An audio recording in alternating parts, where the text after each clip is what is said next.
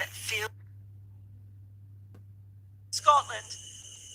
Look at the questions that are being asked, and really, particularly this 49th over, they're worried, aren't they, Mel, about that leg side?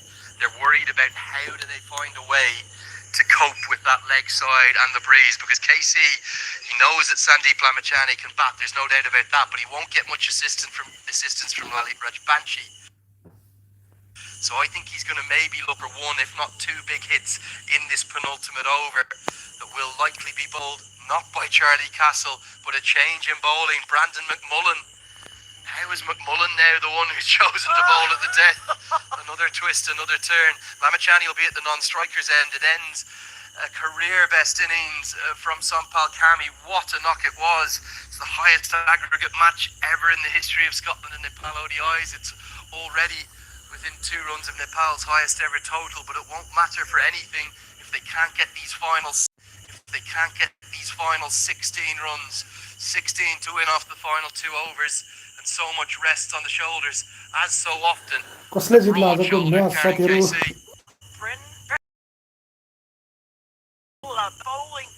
नेपालले जित्छ Here we go, 2 overs left. The Yorker digs it in and KC loses his bat, so with it he'll lose any chance of getting a second. As McMullen looks to have done himself a nuisance as well in his follow through. Such drama yet again. McMullen looks in real trouble here. Oh, he's barely able to hobble back. I hope he hasn't done anything serious. It was a terrific delivery. Bowl a good Yorker, Brandon McMullen. Doesn't use it too often because he's noted as a length bowler, but look at this, the perfect Yorker. KC, his follow through, lost his bat, he lost his footing, he ended up falling over.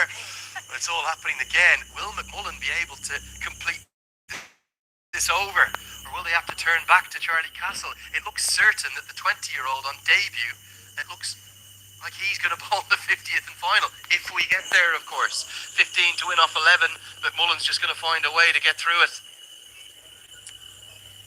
I just gave the thumbs up to the umpire, but he's clearly not comfortable. You can see the grimace on his face. Just trying to work out what he's done. Sandeep Lamachani to face his first delivery, gets enough to get at least a single. Will Karen KC want the second? Thinks against it, probably rightly so. Means he'll keep the strike. Surely the approach here with that wind blowing so heavily to the leg side, the shorter boundary, Mel, has to be for KC to get at least one boundary this over to that shorter side. I'd say he'll be going for 6, up into the wind. This is a brave effort from McMullen too. He's not going. 14 to win off 10 again. It's into the block hole. He was a bit slow to get off the mark. The fumble won't allow the second. After so much brilliant running, that wasn't a particularly good piece of running. They could have got 2 there, but they didn't. Is the game swinging Scotland's way now? 13 to win off 9. Since Nepal need a boundary. Well, they do need one. And again, Berrington just taking his time here, calming things down. You can see there. I think he's just lost his footing as opposed to anything else. The Nepal lost his footing as opposed to anything else. The Nepal fans and the Scottish fans, everyone on their feet. It's freezing cold still, isn't it? Bitterly cold. Who's it going to be, Mel? No, I can't pick it. You don't put this on me. I cannot pick it, Lenny. It's just, God, just cardiac kids. Mel's calling the super over. Full toss, smoke down towards long off. Who fields cleanly will be just the single. Lamachani gets KC on strike, maybe not the worst result. Surely KC is thinking a boundary, one of these 2 deliveries. Has to be, has to be. Can he get it up into the wind? Do we find another Yorker out of Brandon McMullen? He knocked him off his feet before. Hits it towards long on, hits it wide of long on. Does get the boundary. And Karen Casey is at it again. It's 8 to win. There's 7 balls to do it. Scotland, Nepal, there's something in the water between these 2. It went for the Yorker. Maybe didn't get it quite as full this time, but it's played beautifully by that broad-shouldered Karen Casey. Is he going to be the hero for the second time in a week for Nepal? Might have to share the honours with a few others. 8 to win off 7. KC on strike.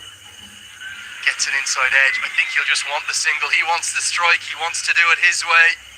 He wants to get them home again. He'd like to do it, not going to the final ball. Here's the shot down the ground. The long on fielder, Mel, was wide because of the wind. And that big pocket down there in the corner, it's almost impossible to defend. With just 6 deliveries left, it's 317 for 8. Nepal needs 7 to win. The most extraordinary comeback you'd maybe ever witness. Aside from the one 6 days ago, Lenny. It really is something else. And what I love to see is this belief that the Nepal side has in their ability with the bat. We saw it 6 days ago on this very ground. Are we seeing it again? They don't feel like there's any limits on what they can do, what they can chase down. It's a new belief, Mel, isn't it? It is. Instilled by Stuart Law, the calmness. I'm not sure if Stuart Law is calm. It's not going to be the debutant to bowl the final over. Where is Stuart Law? Just to the left there. If we look to the left, Nick Pothis is on his feet. Welcome to cricket in Nepal. Gyanendra Malla is there with him. And then Stuart Law's hiding in behind the Nepal flag, talking to the vice captain.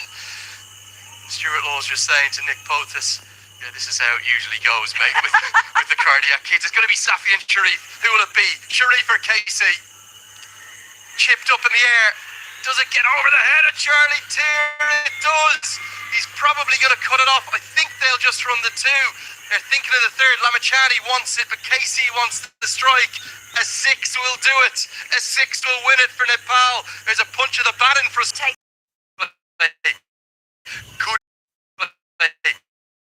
Good short ball. Surprise delivery from Safi and Sharif.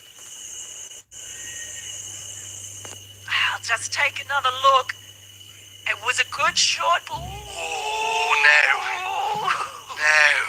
has that come off something? There was a guilty look, wasn't there, from Karen KC? Not much of an appeal. Matthew Cross, a big appeal from Sharif. We're going all the way again. It's 5 to win, 4 balls to do it. KC on strike. Goes miles up. Fine leg, nestles underneath it, and holds on! Sharif fours. Jones takes the catch, and it's Sharif. Not for the first time, the second time from the debutant. And if Nepal are going to do it, they're going to do it 9 down again. Oh, Mackenzie Jones, what a day out he's having on day. Remember, the wind is hurling around, but look at that. Yeah.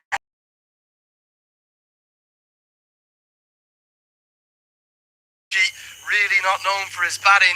There's only going to be one way Nepal will win this now. Rajbanshi will have to get a single and leave it to Lamachani to have 1 or 2 balls to hit a boundary to win it. Casey's gone for 17 off 10. He won't be the hero today. And Nepal are right on the brink. But are they going to be able to get over the line? 5 to win off 3. It's another all-time classic in Dundee. Whatever happens. Can't take this. Can't take this. Everything going about, all the fans in the background really cheering for it to be dropped. What incredible presence of mind from the young man. He almost doesn't know what to do. Such was his delight. And Safi and Sharif roared too. A belter, maybe even better than 6 days ago, whatever the result. Can Rajbanshi get a single?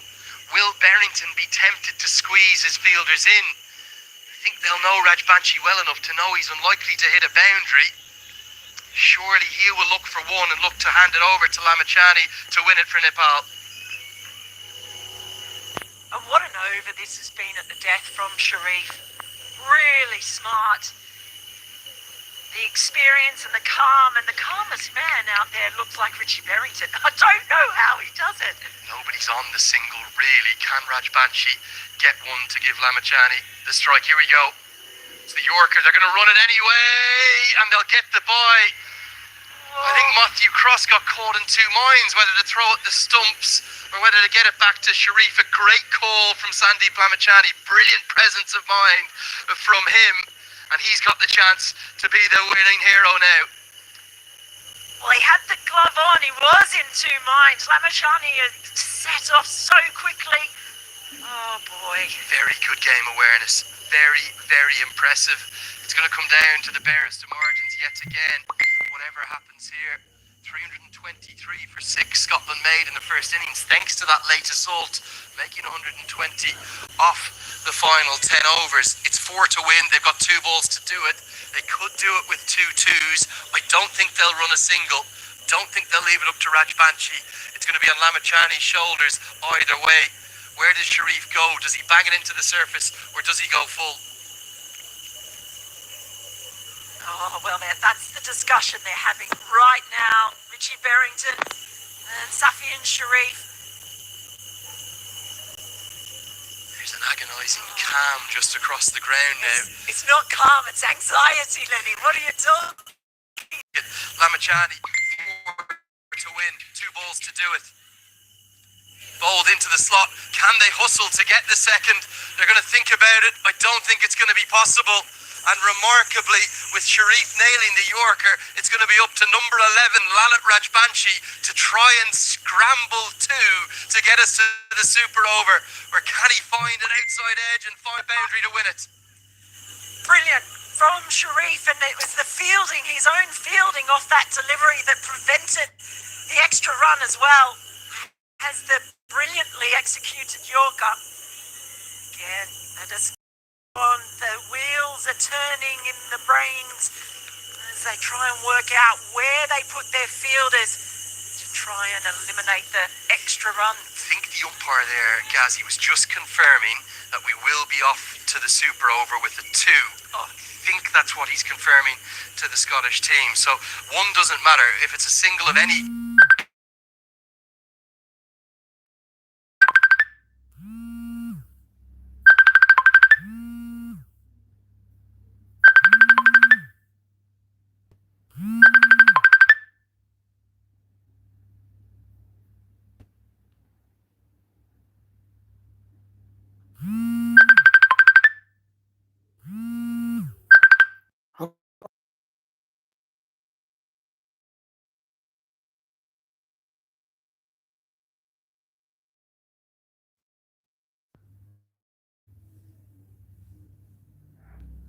That's what he's confirming to the Scottish team.